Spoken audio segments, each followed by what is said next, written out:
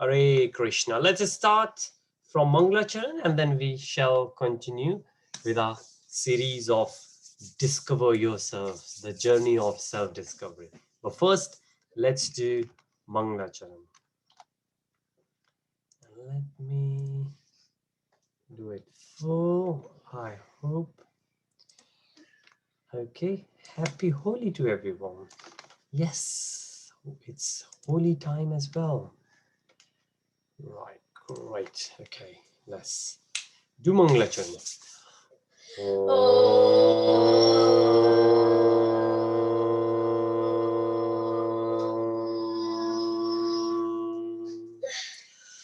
अज्ञानातिमिरन्धस्य ज्ञानजनशलाकया चक्षुरुन्मिलितं येन तस्मै श्रीगुरुवे नमः।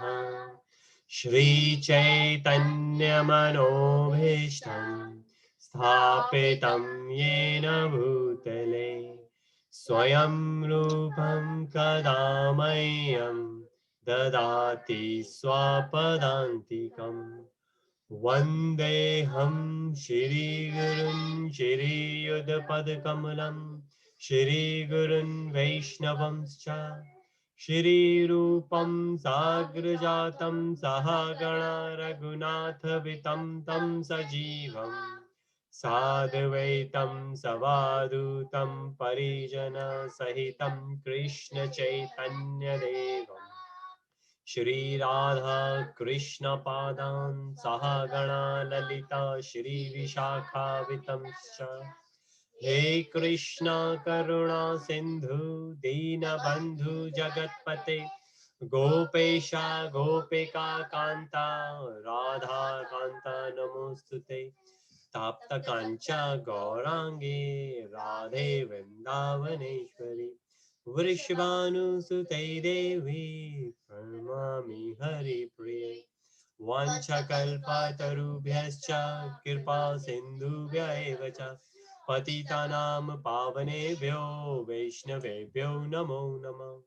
नमो विष्णुपादाय कृष्णप्रेष्ठाय भूतले श्रीमते भक्तिवेदान्त स्वामिनिति नामने नमस्ते सरस्वती देवे गौरवाणी प्रचारिणे निर्विशेषा शून्यवादी पाश्चात्य देशतारिणे जय श्री कृष्ण चैतन्य प्रभु नित्यानंद श्री अद्वैत गदाधर श्रीवासादि गौर भक्त वृंद हरे Krishna Krishna Krishna Hare Hare Hare Ram Ram Ram Hare Hare Hare Krishna everyone. This Mangala Charan, what does it say? Mangala Charan. So Mangala is very auspicious. So this is the auspicious start of any sessions we do. And the purpose behind this is to pay humble obeisances, the respect to all the teachers, to the Lord, to share this wisdom with us, to make it all available to us. And that's the whole point of it. Now, a lot of us, we might not have a spiritual teacher as such, but if we have, great. But even if we don't have a spiritual teacher, we do have the teachers in school, and we do have our parents with us, and they are our very first teachers. So when we do this Mangala Charan, then maybe the words are Sanskrit and it might not be easier to understand all, but we can always think in terms of paying the respect to our teachers, our parents, our elders who are worth respecting, who have given us any kind of wisdom ever. So that's what all Mangalacharan all about. So Hare Krishna with that. Let's begin with our session. So I hope you could see the screen. Okay, so if you could see my screen, it says, who am I? So again, we have been doing a series of seminars. And in this series, the title is self-discovery. This is the logical thinking, how we can understand the spiritual wisdom given in our Vedic Shastras, Vedic literature. And we have been discussing a lot. And this is what we understand, the logical gradual understanding. So we understood the very first thing is the happiness. And then we thought, apart from happiness, what brings us happiness? Then we went to the God. Is God there, or this world is all natural the way we see it, or the Big Bang as people believe, the modern science believes in it? We call it modern science because modern science, the science itself is very new, 400 years, 500 years, maybe 1,000 years, but earlier than 1,000 you will hardly see. So all the discoveries, all the inventions, if you will try to put it together, they are very new compared to 5,000 years ago, the Vedic scriptures, what we have it now. But chapter 4, in the beginning, Krishna says to Arjun that I have given this initially to sun god. And then Arjun said in 4.4, chapter 4, verse 4, that I don't get it. You are so new and you are so young. Well, he was 124, but obviously it was very new in that age. And he said, well, how could you give this to sun god?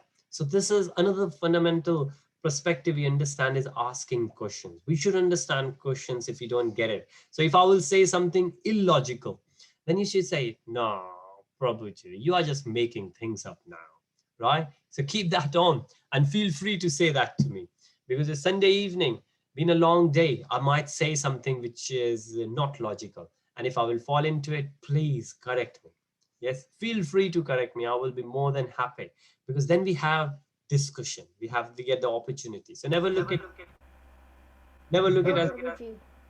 obstacle, but look at it as the opportunity. Thank you, Nirek. Very nice. Oh, right. Okay. So then we went through, we say, okay, so they got to be some kind of superpower, supernatural thing, we call it, or being, if we call it. They got to be something. Otherwise, things cannot be as they are. It cannot be a natural phenomena. There got to be something behind it, which is sustaining all that. And then we thought, okay, let's give that thing, that being, that power as the name of God, like what any other religion will give. Whether we go for Jews, we go for Christians, we go for Muslims, we go for any other religion, or whether it's organized religion or whether it's personalist, impersonalist, they all say, okay, there is a God, right? Now, defining God, what God it could be, what God is. And then we went through the difference between God and demigods, right? And then we thought, okay, now we understand God.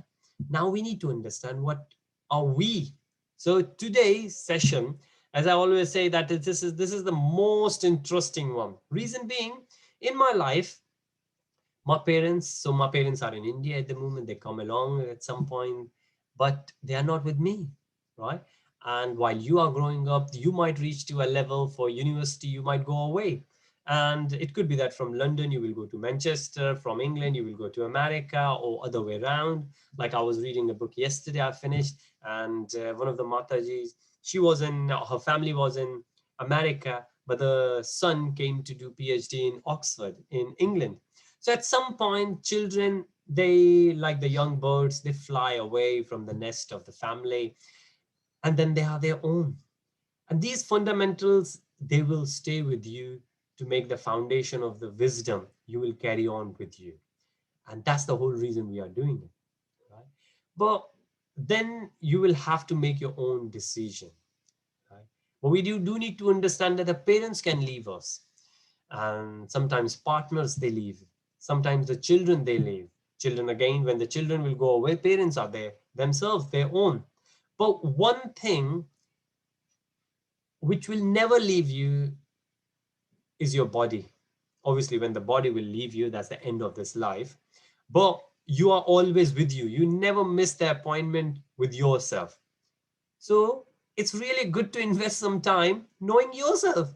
And for me, who else is more important to me than myself, right? We always say, this is my mother, this is my father, this is my wife, this is my husband, this is my son, this is my daughter, right?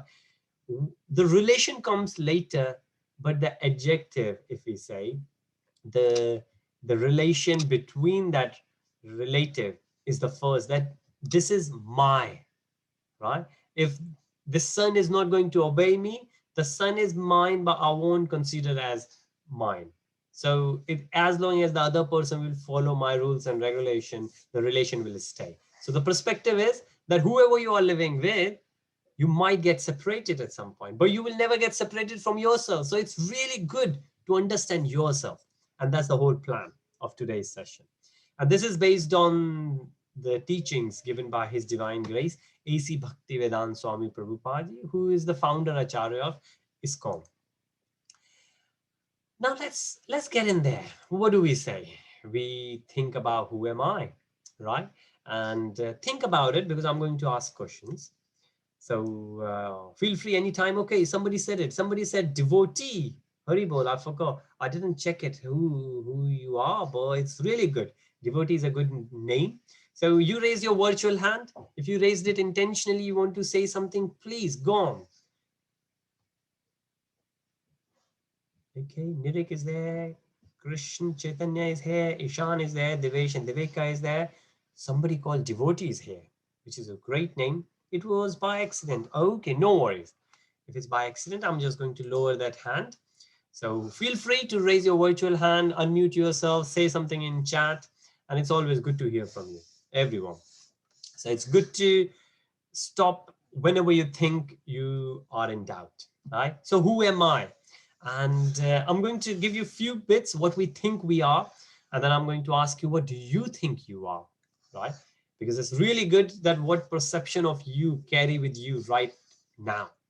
So when people think, who are we? Some people will say, I'm a man. And this is interesting. It happens that people ask you, where are you from?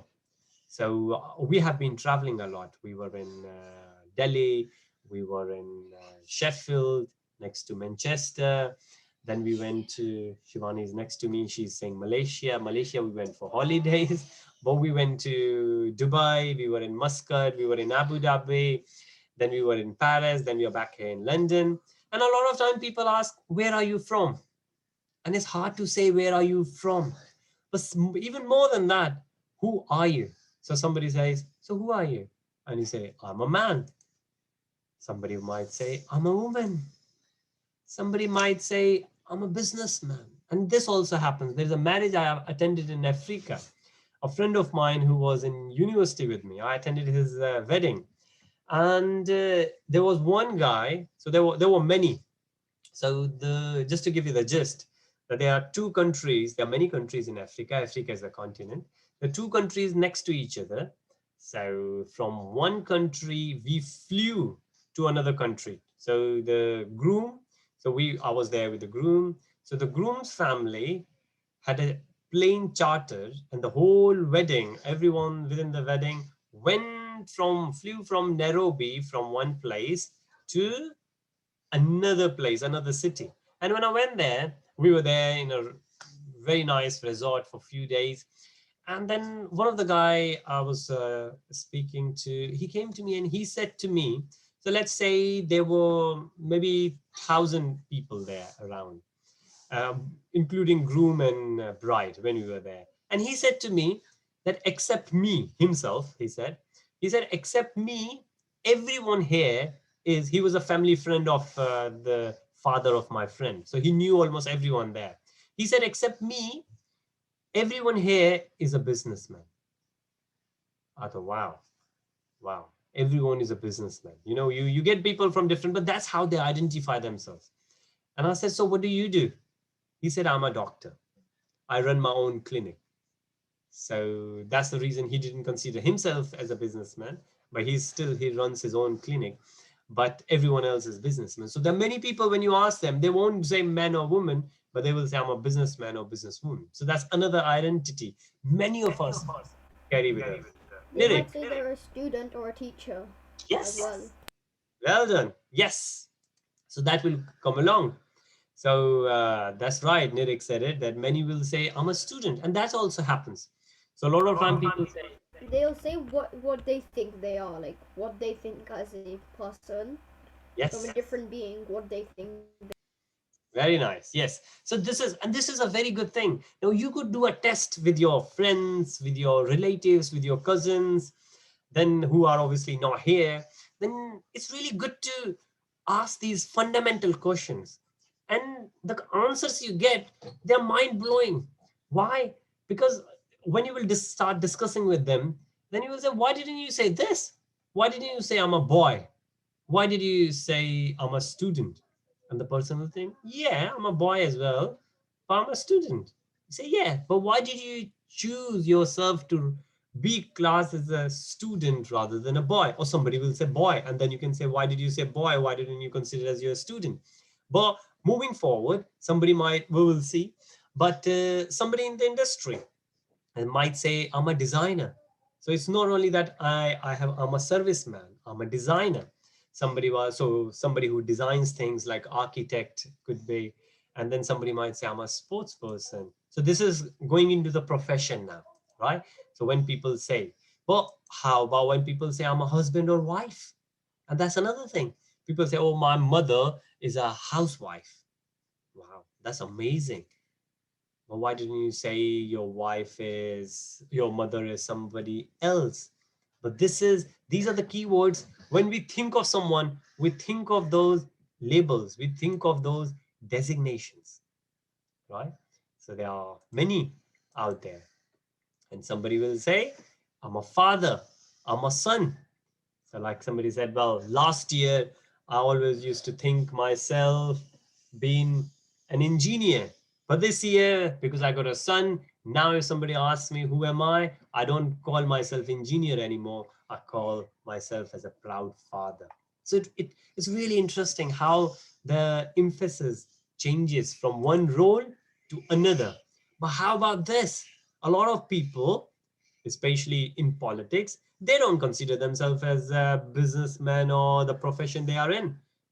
They are more attached with their national identity. I'm an American, right? And you would have heard this a lot. Many others say I'm whichever nationality they belong to. And there's never an end there. So, of course, you could be a designer, you could be a businessman, but then you get into the nationality and then you get into the religion.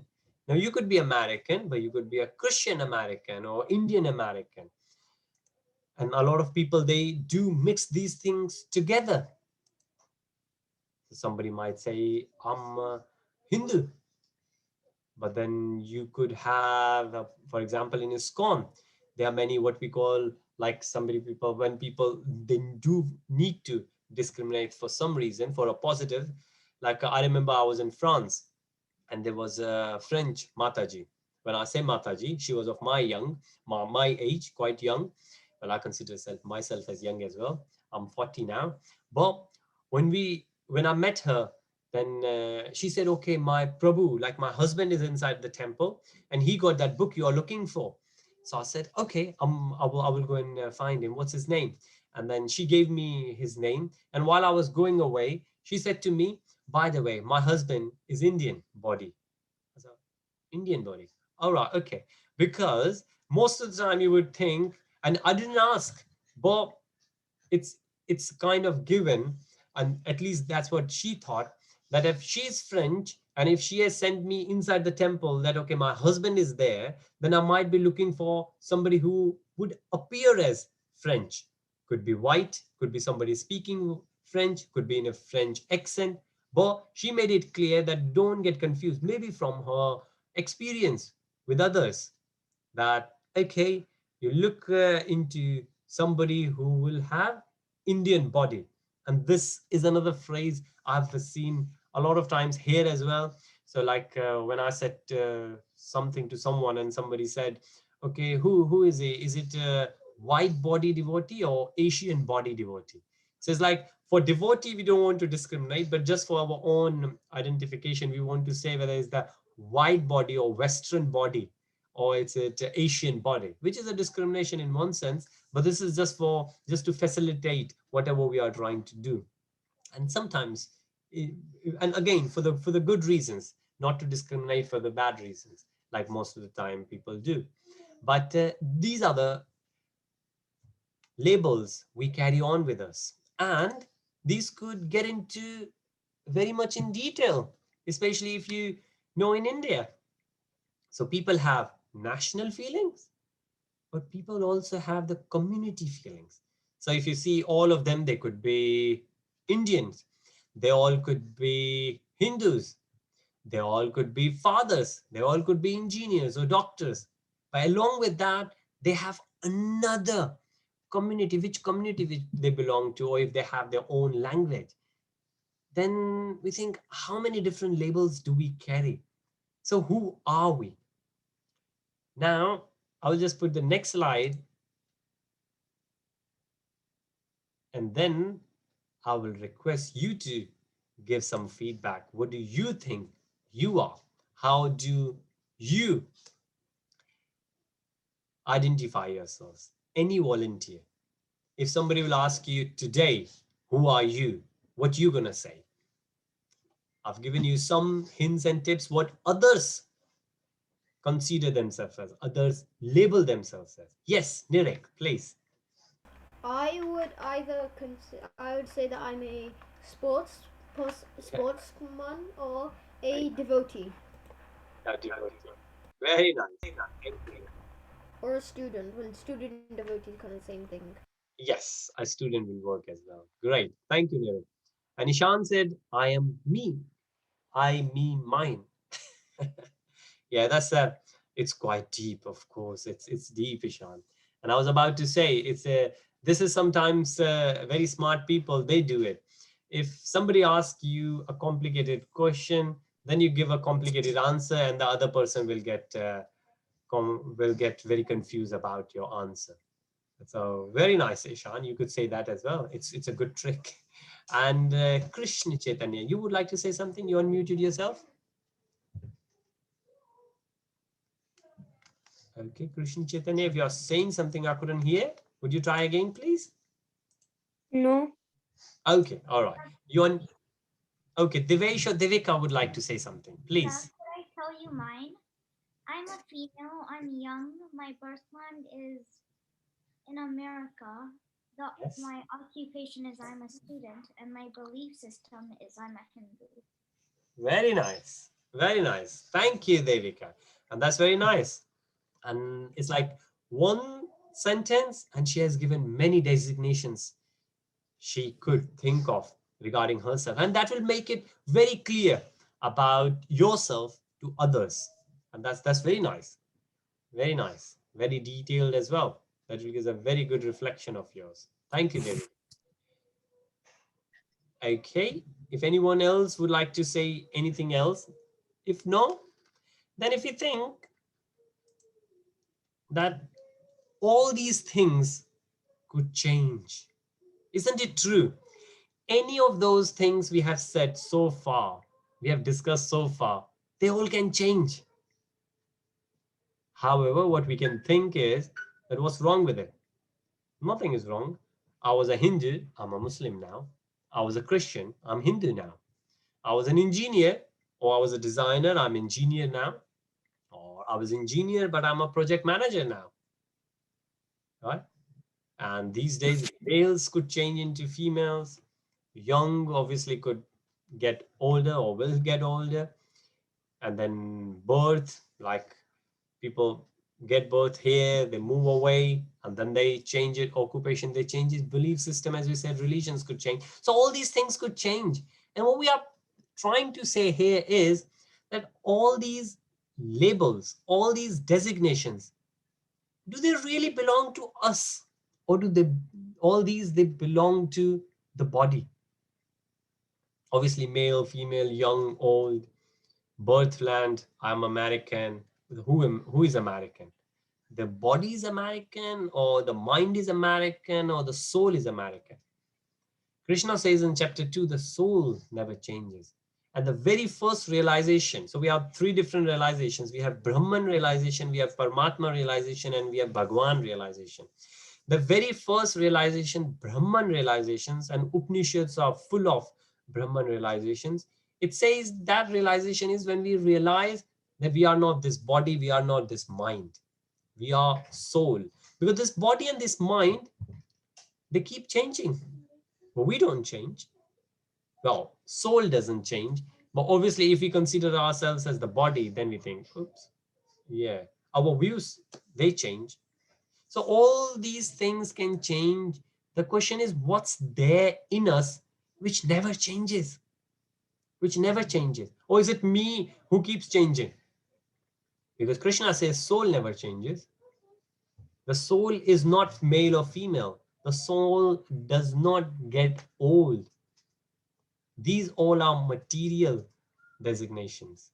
And that's why it doesn't really matter how much we do this birth, next birth, we have to start it from again. All these things could change in this birth as well. But anyways, in next birth, all these things are gone. And we have to start with the next. It's like I'm wearing a t-shirt and now somebody will say, okay, who are you? And I will say, I'm this yellow t-shirt. Well, yeah, but this will change. Who are real you? And this is the question.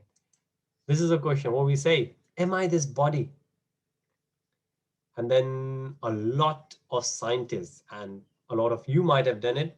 Ishan is in secondary. Ishan would have done it. I know Nirik is getting into secondary. Aryan is in secondary now. That you would read what this body is made up of. Calcium, iron, and many, many minerals. 75% of water. That's all it goes 75% to of now. water. Yes, that's right. So you will have it says the total worth of all these chemicals. So we gave the list of chemicals. If you go in the market and buy these chemicals, any guess how much will it cost? If you go and buy all these materials, whatever body is made up of, like as we say, 75%. At least like 1 million pounds. Did you say 1 million pounds? I'm guessing. Okay. And Around if it's for 1 million for pounds, then we should be grateful that we have a body. Yes. We should be grateful that we have a body. Yes. Somebody else was saying something? Yes, I was. Yes. I think it will cost around $100 if you go and buy everything. Okay. Great. Yeah, we are getting closer. However, it's only $20. It was your guess of 100 or 200 is much better than a million. But yes, what we could value ourselves is definitely nobody could put a value of what we could do. But the body itself, if you think, the chemicals in the body, when all the scientists, they put together the figure, and if you go out and buy those chemicals, it only costs that much. There was a research done on it. So the question is, are we just a bag of chemicals worth $20? Is that really me? Well, I'm glad the answer is no. You know why? Because again in Bhagavad Gita chapter 2, Krishna says the symptom of the soul in the body is consciousness. What's the difference between a live body and a dead body? When do we call a body as dead body? When that body, The soul has left the body. yes, that's right. And that's right, yes. When the soul has left the body. But how do we know that soul has left the body? That's when we die. It's when we die, yeah. But how do we know? How if somebody got the accident or gone old, then how does a doctor come around and say, oh well, this person is dead now? Heartbeat stops and they can't breathe. Yes. So the internal organs will stop working, but the way we say that body doesn't have any consciousness left in it. There is no consciousness left in that body. And that's why it says the consciousness is the symptom of the soul. If in the body, the consciousness is not there, which means the soul is gone. Soul is not there anymore. So it's just because it's a body and that body is not us. We are not these bodies. We are souls, and not only souls, we are spirit souls, which means we are spiritual. What does that mean? That it doesn't die. Again, in chapter 2, Krishna has given the vivid explanation to Arjun that there is no water which can wet the soul. The air could not blow. The fire could not burn. Nothing, there is no weapon which could cut the soul into pieces. That's what we are. That's Shloka 23 of, I think, chapter 2. Thank you. 223. Yes. I did one of those, like, when I used to do it before. Yes. There was one of the shlokas. It's something like, I can't remember now, but it ends Right. with Marutaha. No worries. There's another group we have to put together where we are learning shlokas. So let me know if anyone is interested. I will share that. And then once we will finish this series, we will go back to Bhagavad Gita, and then we will do the shloka like what we used to do before as well. So it's really good. I know Krish Chaitanya is great on shlokas. He even knows Bhagavatam shlokas, which is very nice. So we will, so what we say here, this is what we think we are, right? But all these are our body parts. That's not us. We just own it, right? So when we say intuition, and I'm just going to flick through some of the pictures because they could be depressing, but what this says that what happens when somebody leaves, we cry for loss of chemicals because the body, but think about the bodies are still there. Who is gone? We think of common sense, but Lord Krishna instructs, and this is a very nice verse. Say, Najayate, Mariyatena. So this is a verse which says that as the embodied soul continually passes in this body, from boyhood to youth to old age, the soul similarly passes into another body at death. So why do we cry when somebody passes away? If you understand who really we are, then we will not have that sorrow, because we will understand what do we need to attach. And we see all that right at the front of us. We are all devotees of Sri Krishna. We all are devotees of Sri Krishna. Yes. That's the relation we have with Krishna. Yeah. So if you understand where we stand, we have seen the Krishna as the Lord. If you understand who we Prabhuji, are. how is this? You wrote down at the bottom, Yes. childhood, when there's only child at the start. Okay. Well, basically this slide is saying that we have all these, and if I will give you another word, yeah, all these are the perceptions, what we consider ourselves. So somebody, because the body is small, we say is childhood, then we say youth, then we say old age. These all are the perception of the body, but the soul within the body remains the same. This is what basically this slide is saying. Based on that verse 213. And it says, Nahanyate manena sharira. Like the body dies, but the soul doesn't die. And that's what we are. We are the soul. We are the spiritual soul. We are here experiencing material world, but we are. So this is one thing to remember, that we are not this body. And again, the next step we take, that most of the time, if you think, we consider this body as ours. Oh, again, we might own this body, but we are not the body. And if you think of anything, and this example is given in Upanishads, that if I have a cup, mug, or football, or cricket bat, tennis bat, mobile phone, somebody will say, okay, what is this?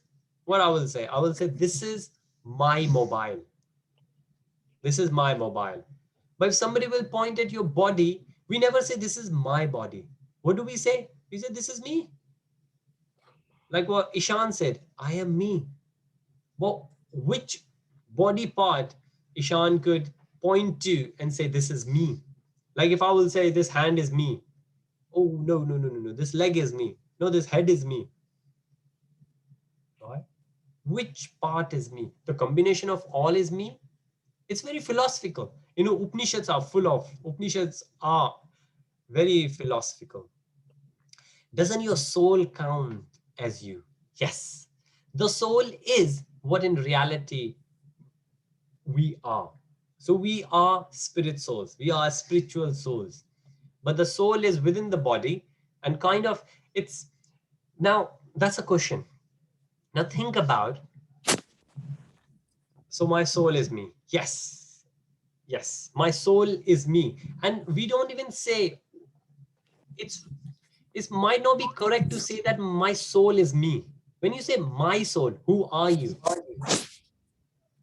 If I say my soul, let's say I am different and my soul is different. If you think of this, when I say this is my mobile, I am different and this is different. Body, what is our body? No, it's not useless at all. See, we need to understand when we say this is not us, that doesn't mean we don't want to diminish it. We are not saying this is not ours. The body belongs to us, but we are not the body. We are the soul. So we will never able to. I have something to explain it. So like Please. our body is the vehicle, our soul is the driver. You have given us this example before. Very nice. Thank you so much. Yes. So the way we can understand the analogy goes that we are the driver and the body is the vehicle. It could be the car, it could be the chariot. And we can move from one chariot to another chariot. We could move from one car, one plane to another. But the driver is the one who is driving. And the devotee got hands up. Oh, it's gone down. Okay. Could have been a mistake. I'm reading the chat. I think our body is like clothing. You're right, Ishan. Our body is like our clothing, which is necessary. It's important, but it's not the important thing. Imagine if somebody will say, okay, I will give you the expensive clothing, but I want you to take away your body. What you will say? Well, I'll tell you what, don't give me any clothing. I'm good with whatever clothing I have, but I can't really leave this body. And this is what where we need to understand. Body is very important. Body is indeed very important. It's not useless at all. But body belongs to us. We are not the body. So we will never able to say that this is my soul because we are soul. I am soul. I am body. Soul does not belong to me, but I am soul. The body belongs to the soul. Right? We can say. So why is soul our identity? Yes. Because we are that soul. That consciousness is what we are. Because we experience everything. Now I will give you the example. Now, like Devesh said, I've shared this very little story, and this story is in Taittiriya Upanishad. And the stories of the King Janak. So some of you might have heard of this. So King Janak is the father of Sita ji. But again, Janak itself is the name of any king in that kingdom. So it's not that when we say King Janak was that man who was whose daughter was Sita ji. No, even King Janak's father was King Janak. Even his father was King Janak. They had their own real name, but the kingdom was. Isn't it like a, what do you call it, like a, how should I say it? It's not a, it's a tradition of the old days. Because they're like King Richard the First, King Richard the Second, King Richard the Third. I think, is it like that? That's right, yes. We can call it placeholder. We can call it role players. For example, we call it president, we call it prime minister, and then many other, well, we call it king and queen as well in this country, in UK. So this is the queen. Then again, the name of the queen or the king, they have their own personal names as well, or whoever it is. Now in Indonesia, they used to have king, and they didn't have they didn't used to call king. They had their own word for the king. So Janak was the same. And then so there was one of those Janaks, and then Janak king was very nice, very kind. king. And once he had his kingdom got attacked by the neighbor king, and he lost everything. He lost everything. I will come back to the chat. He lost everything. And then he was a beggar. The king just became beggar. And sometimes what happens, kings, when they fight, they lose the war, then they have to, the other king doesn't kill you. They say, okay, humiliate the other king and ask to leave. So the same thing had happened with King Janak. Now he's a beggar, he's begging. And he's begging in his kingdom. Nobody's giving anything to him. He said, come on, the whole life I have served you guys. As a king, I've given you everything. And everyone says, so sorry, king, we would like to help you. But if we will help you, the current king will kill us. He has given the orders. Ask nobody in the kingdom to help you. He said, oh, I have to go out of this kingdom. He left his kingdom, he gone out. And then he asked for something out of the kingdom, and that's where he got something to eat. There was a big queue. He went there and he was in the queue. As soon as his turn comes, now he was a beggar first time in his life. He didn't know there are rules for the begging as well. He didn't have the begging bowl. So the person there was there at the front of the queue, and he was giving something. And he said, well, okay, but I want to give this food to you, but this is hot. Where's your begging bowl? He didn't have one. Then somebody was very kind nearby, said, okay, take this bowl. He started taking it and then said, oh, right, okay. Oh, the devotee say you cannot hear me?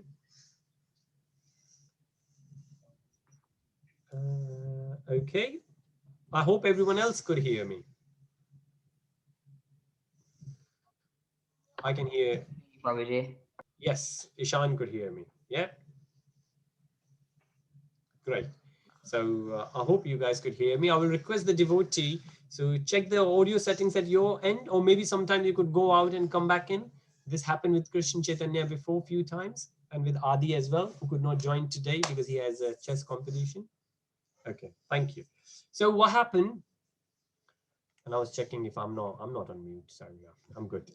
So this king, he got the bowl now. He got the kheer, rice pudding, and he just, because he was hungry for a few days, he wanted to eat it. He was about to eat, and then a mad elephant comes through, and because of that, everybody started fighting, running around, and then somebody knocked him over, and the ball fell down.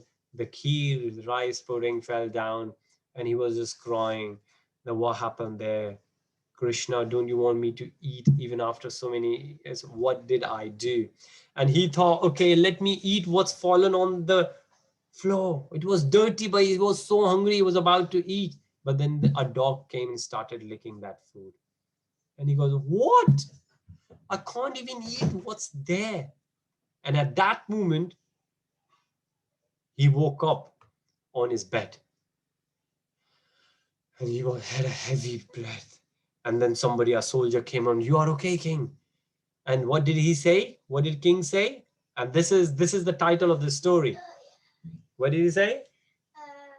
Is this real or not? Yes, so I was asking Shivani, who's here. He said, is this real or was that real? Yes. Is this real or was that real? Is this real or was that real? I will come back to the chat, Ishan. And then he just lost everything. Like the kingdom was there, but he lost his mind. Anybody said anything to him, and he wasn't sure whether he's in dream now or he was in dream then. He kept saying, is this real or was that real? If you put in the Google, I guess you will get the full story. But then what happens, his teacher comes through. He's a spiritual master who is very famous. His name is Ashtavakra. And there is another story I shared with you regarding him. Ashtavakra came through, and Ashtavakra said, what happened? And he said, is this real or was that real? So Ashtavakra asked the question. Ashtavakra said, you remember that dream and you remember this. So neither that dream was true nor this is true. You are true, because you are the only one who experienced that and who is experienced this. And who are you? You are the conscious, because you are conscious of that dream and you are conscious of this, what's going on. So you are true. And who are you?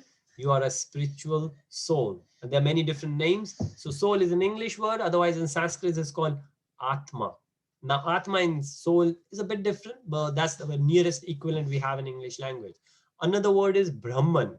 You are Brahman. So that's where the very first realization is, that we are body, we are the spirit souls, we are not the body. Okay. And then let me have a check in the chat. Anybody got any question on this story? Please let me know. Otherwise, I'm just going to check the conversation between our lovely devotee and Ishan. That doesn't mean you have no identity. Soul is your identity. Identity. Devotee says 3 question marks. You could, well, soul have identity. Well, all the identities we have said so far, they all are related to body. If you think about it, as soon as the body is gone, all these identities are gone. We never take any of those identities into new life. If the soul leaves the body, this body, and gets into the another body, new body, then which identification you call it yourself now will go with you. So the identity is temporary. That's right, Ishan. You got to that conclusion. You're right. Any identity we think of, they all are temporary. Our true nature is the consciousness, pure consciousness. You know, when Brahma came, Brahma or Gautam, Siddharth Gautam became Brahma, Buddha, sorry, I thought while I'm saying it doesn't sound right. Buddha, when he became Buddha, the very first guy who came and he saw and he asked him, who are you? Anybody remembers what he said? Very first words when somebody asks, and Buddha is enlightened one, like somebody who can. I've watched the series, but I can't remember. Okay, right. He said something very unique, something which you might be thinking, and I'm pretty sure, especially what Ishan been saying, I'm sure you all been thinking, if we are none of these, what are we? What are we? If somebody will ask me, who are you? Do you want me to say I am soul? No. If people recognize with us with the body, we got to say, because that's what they are expecting. But also we need to understand spiritually who we are. What did Buddha said? Buddha said, I am awake. That's the only thing he says. I am awake. And if you will check that in Google, you will get the rest of the story. So the first story I said, where Raja Janak, King Janak said, is this true or that true? Or was that true? Is this true or was that true? If you put this, and you will get the story of, with the references of Upanishad, where this story is. And I am awake, if you will say, this is what Buddha said. Buddha didn't say anything about his body. Buddha said, I'm awake. But what could be awake? The consciousness. Your body could be your identity. It could be your identity, but you got to understand it is your temporary identity. It will change. Whether we like it or not, it will change. Yes, it is our identity, but it is temporary. There is nothing wrong saying that I'm a boy or I'm an engineer. I am, or I'm American, I'm Indian, I'm British. There's nothing wrong with it. But you got to understand there is a bit of context in it, right? This will change. If you are in India or if you are in a spiritual gathering, if somebody will ask something, you might say something else. But if you are, and I remember I used to say that. If somebody knows I'm from India and somebody will say, where are you from? I will say I'm from Delhi. But I know if somebody else will ask me somewhere else, like maybe in UK, I will say I'm from India. Or maybe if somebody will ask me in America, You're using your common sense. yes, that's true. So like Nirek said, it's all based on common sense. You need to understand the context other person is asking, right? If you are there, maybe in the school and year 3, year 4, year 6, year 7, and say, okay, who are you? Which means which year are you in? Maybe that's what the context is then. But you got to understand all these labels are temporary. Ever-changing identity, yes. In a way, soul is also temporary in technical terms. Soul is not temporary, but you don't get a second soul. You never change the soul. You always remain that soul. So I'm not sure. Okay, so it is a fact that can be debated upon. We can debate on it, but soul could never change. Remember when Buddha said, I'm awake, Buddha said it for the consciousness, that my consciousness is awake. Now, we could read about Vivekanand, Paramhans Yoganand ji, Ramakrishna Paramhans. And then there are many, many more what we call enlightened being. If you will read anything from them, all of those things they will say they are for spirit soul, they are for spiritual soul. So the soul is what we are, and that never changes. That doesn't grow old, that doesn't die, soul doesn't die. Soul only is like a driver, like Devesh reminded us. So it's the driver changes this car to another car. Nothing will happen to the driver. Obviously, in the analogy, something would happen with the driver, but the soul is in the body. Body could change, but the inside soul could never. Then why not our body? Then why not our body? Then why not our body? Okay, this doesn't look like a full question, so I can't really say anything on it. But again, body is important, but body is temporary. We need to remember. We need to take good care of the body. We need to take good care of the body, but we do need to remember that we are not just the body, we are the spirit souls. And if you will see that again, we can think of a common sense as well. The body is there right front of you when somebody is dead. Why somebody is dead? What's gone? The consciousness is gone. The person is not conscious anymore. And remember, a lot of time we say, oh, the person is dead, or person is almost dead. Oh, I slept like I was a dead person.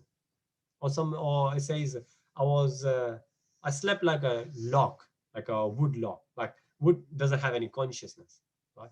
So when we go into what we call deep sleep, so Upanishads, they talk about three state of consciousness. Well, there are four, but the three we are aware of. The fourth one is the enlightened one. But the three consciousness could be the very first one when we are awake. Like currently we are awake. We are not fully awake. Like if I will think which chair I'm sitting on, what's the color of chair? Well, I should know about it, right? But I might not. But a lot of time it happens, I'm walking and the car is coming at the front of me, or while we are driving, we are not fully enlightened. So we are not fully awake in a sense like what Buddha was or any enlightened being is. If any one of you have seen the movie called Lucy movie, I think it's a very old movie, but that talks about the capacity of the consciousness, how much brain do we use, and that's all based on consciousness, right? And this is the scientific fact. What it says that we only use like less than 5% of our brain. Dolphins, I think they use 20%, and that's why dolphins supposed to be very smart and clever. They could even signal. They don't even need the language. There are many animals like that, but dolphin seems to be the superior one, even more than humans. The only thing is that we have developed the language. They don't need their language. Another movie you might have heard of or seen or watched is called PK. If you remember I don't remember the name of PK's planet. So PK is the guy, or we call it alien maybe. PK came from different planet to Earth, and somebody said, okay, which language do you speak at your planet? What was his reply? Anybody remembers? No, Shivani says no. His reply was, we don't speak any language. I have watched PK. Okay, Sean. Yeah. What did he say? He said, we don't have any language. We just think and we can read each other's thoughts. You think about it. That's what consciousness is. You could. And a lot of time, if you think about it, we could do it. If we know other people, if we have the siblings or we have the parents, we've been living for a while, other person would not say anything and we can guess what other person is thinking. How? There is a word for it. And that word came in one of the slide, and that's called intuition. Well, we only have the intuition about the people we know, not about the people we don't know. How come that happens? Because we start gathering information, and based on that, our subconscious mind works. So this is all in terms of consciousness, and we can talk a lot more about it. All the Upanishads are on that. in America, in UK, in India, a lot and lot of research has gone for it. But what we are the spiritual being. We are the pure consciousness. The only thing is we are not aware of it. I give you a funny story, and maybe that could be the end of it. And this is again coming from the Upanishads. It's Upanishads stories are philosophical and very small, if you think about it. Stories in Puranas are much bigger, and they could go from here to there, and then the philosophical point could be very less. But Upanishad stories are very condensed, like straight on the head, in one or two sentence. It will say, like when Devika said in one sentence, "This is what I am." That's it. You got everything about me. That's how Upanishads are. So, which is a great thing. Upanishads are highly philosophical. So, what does it say? It says, so there is a guy who comes to a teacher, and he's a spiritual teacher, and says, "Oh, I want to come out of this material world. Please make me enlightened." He says something along with those lines. And the teacher said, "Well, okay, come along.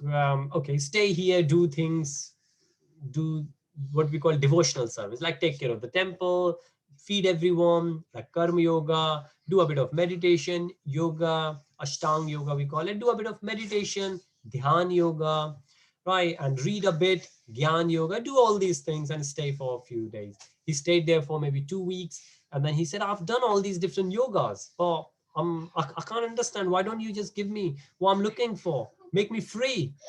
He goes, "Okay, tell you what, you are getting impatient. Come tomorrow morning, right at the front of the temple, and there is a tree. I will be next to the tree. Come along tomorrow. I will make you free of all these bondages." He said, "Okay, come on, great, fantastic." He came along tomorrow morning, and he was there, and the teacher was there next to the tree. What teacher was doing? Teacher hugged the tree. Teacher was hugging the tree, and teacher was saying to the tree, "Leave me, leave me, let me go, let me go. Please leave me, let me go, make me free." And this student, he started laughing, and he was confused at the same time. He went to the teacher. He went along with the tree where his hands were. He was checking if there is anything, because trees don't bind you. It's not like those mythical trees in Harry Potter. It was just a natural tree. It was the teacher who was holding the tree. And he had a quick look around, and he said, "What are you doing?" He said, "Well, I'm asking this tree to leave me." And the student thought, "What's going on?" He said, "Why don't you just let it go? It's you who has taken care of the tree, who is holding on to the tree. Tree is not holding you. Just let it go." Teacher said, "Exactly my point. You think this world is holding you in. It's not the world. You need to let it go." What does that mean? That's highly philosophical. But you guys are clever enough to understand that. All that means is we need to work on our consciousness. We need to enhance, we need to elevate the level of our consciousness. What will happen? How will you find out if you are improving your consciousness? Somebody said to Vivekananda was there in his studies. Somebody came along and said, encyclopedia he was reading. He said, "Come on, you can't read all this encyclopedia. What's the point of this? Nobody could remember." Vivekananda said, "What do you mean nobody could remember? I've read half of it. I'm on this sixth book." And there were like 12 books. He said, "Ask me anything from any." And there's a record. If you check on Google, you can find, and there was a documentary based on that as well, that person started asking Vivekananda questions. And then Vivekananda answered all those questions. And then he fell on his feet and said, "How did you do it?" What did Vivekananda say? "Well, we just need to be conscious when we read." Now, being students, think of that. If you can raise your consciousness level to that. Is it don't read for the sake of reading? Yes. When we read, we are thinking of too many things. We are not fully conscious. If we read with that conscious level, we will be awesome. And if you think about it, a lot of examples are there of the inventions, the inventors, the scientists. When they are engrossed in what they are doing, they forget all about the world. Why? Because they are fully conscious, they are absorbed in what they are doing. Imagine if we reach to that level, and all the spiritual beings will be able to reach that level if we will understand our pure identity. We will take care of this body like a vehicle, not like what we do at the moment. We spend too much time for the body. Right? We will carry on with that. So I hope you found today's discussion interesting, and we will continue it from the next session. Now, maybe nearer the time we will do another poll because there are only few. There are few more.